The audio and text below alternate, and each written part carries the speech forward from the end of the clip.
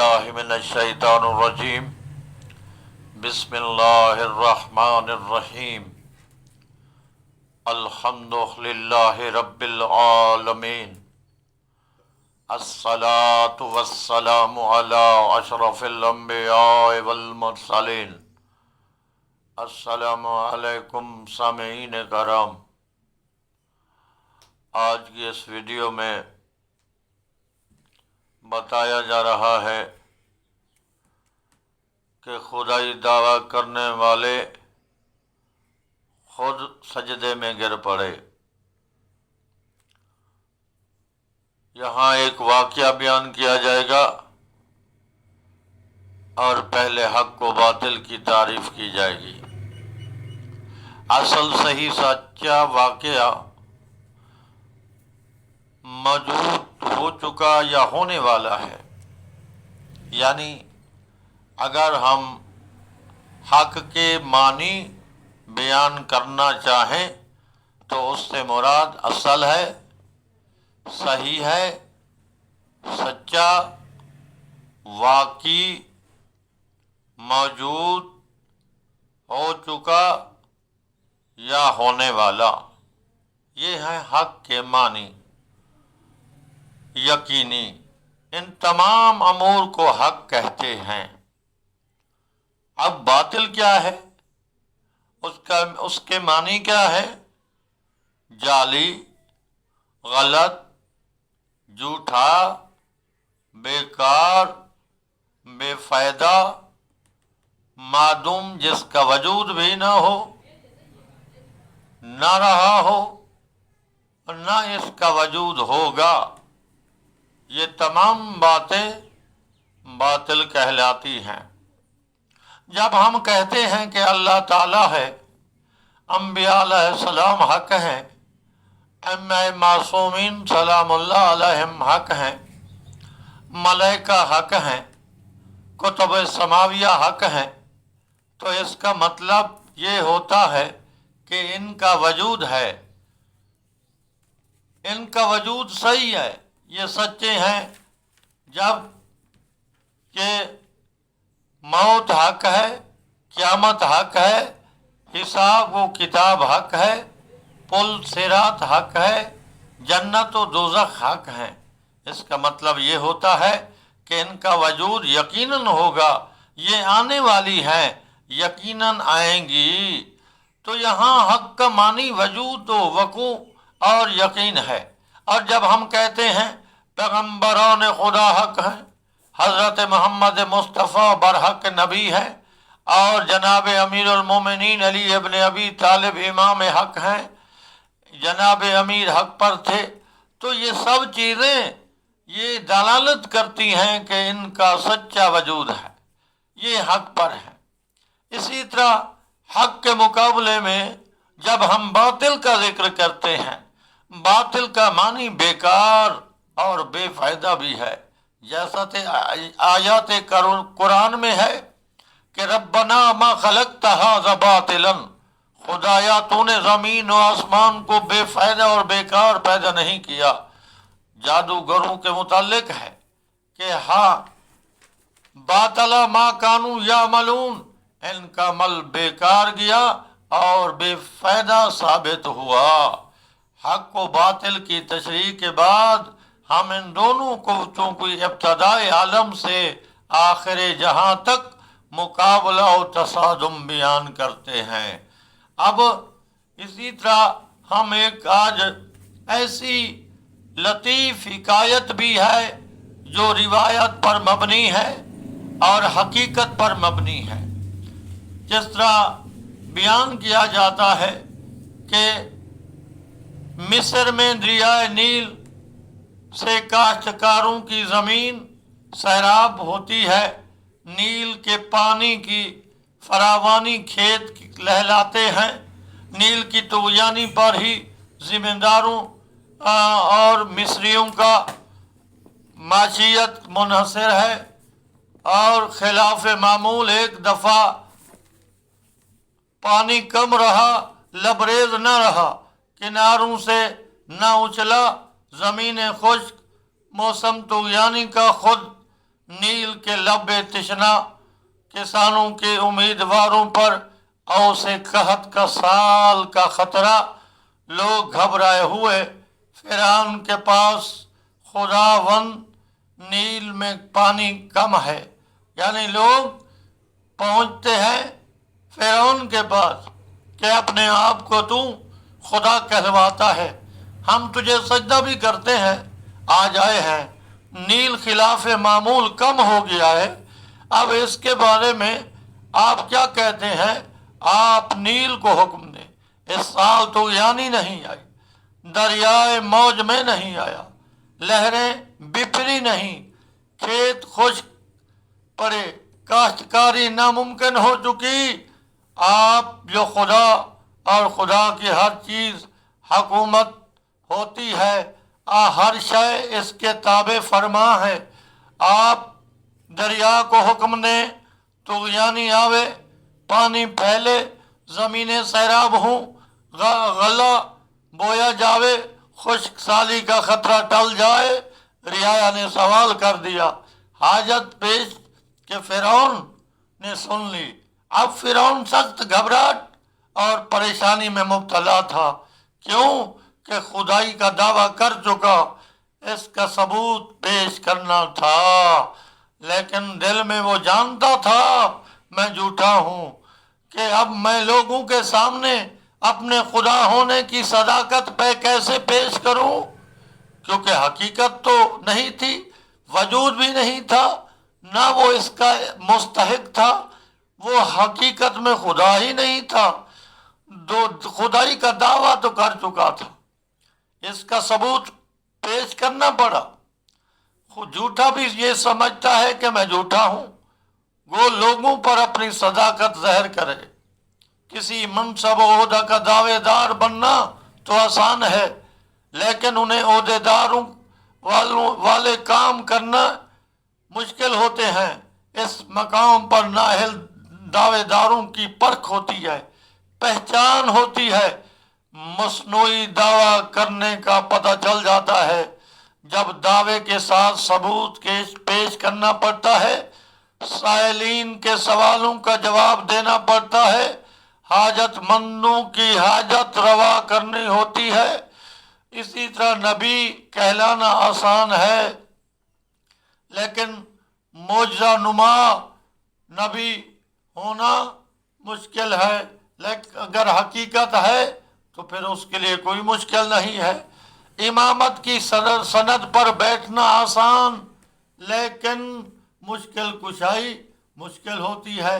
इस इम्तिहान में सच्चे झूठे की तमीज़ हो जाती है, हक व बातिल में ज़हर हो जाता है। हक जवाब से आजिज़ नहीं होता, जबकि बातिल जवाब से कासिर होता है। अगर आप हक व बातिल की पहचान करना चाहते हैं तो आपके लिए आसान तरीका यही है कि जिस मसनद पर बैठा है उससे इस मसनद वाले अमूर और इस मियार के मसाइल पूछा करें। अगर हल कर दे, लहजा देर न करें, सवाल ख़त्म होने से पहले जवाब तैयार मिले तो साइल का दिल मुतमैन हो जाए। साइल किसी मुल्क का हो, किसी शहर का हो, जिन्स नौ का हो, जवाब के गौहर से दरमान लबरेज हो जाए, मुरादें पूरी करके लौटे तो समझें जो बैठा हुआ है उसका दावा सच्चा है, उसने सही जवाब दिया है। लिहाजा इसका ये पहचान है कि क्या वो सही जवाब दे सकता है, अपने हक में दलील दे सकता है, और अगर जो बैठा है अगर वो उस काम के बारे में जिससे वो सवाल किया है जवाब भी ना दे सके, वो काम भी ना कर सके, तो वो उस मिंबर के लायक नहीं होता, वो अपने दावे के लायक नहीं होता। कुव्वत हक से कोरा होता है, इल्म से आरी होता है, यही बातिल है। बातिल हमेशा मसनूई होता है, असली नहीं होता। अलगर्ज फिरौन से जब उसकी कौम ने सवाल किया कि हम तेरी इबादत करते हैं, अब ये बहुत परेशान हुआ। देखो, लोगों के सामने तो दरिया को हुक्म नहीं दे सकता था कि दरिया इस का ताबे फरमा तो ना था, इस तरह लोगों के सामने अगर हुक्म देता, किज़्ब उसका सामने आ जाता, क्योंकि अंदरून दिल फिरौन ये तो जानता था कि दरिया मेरे ताबे नहीं, मैं खुदा नहीं हूँ। अगर खुदा लोगों से कहे कि दरिया में मेरा कहना नहीं मानता तो खुदाई बातिल और लोगों के सामने अपनी बेवकूफ़ी और अपना झूठ का इजहार हो जाता है। सो उन लोगों को ये तो कह सकता भी नहीं था कि मैं कैसे हुक्म दूं।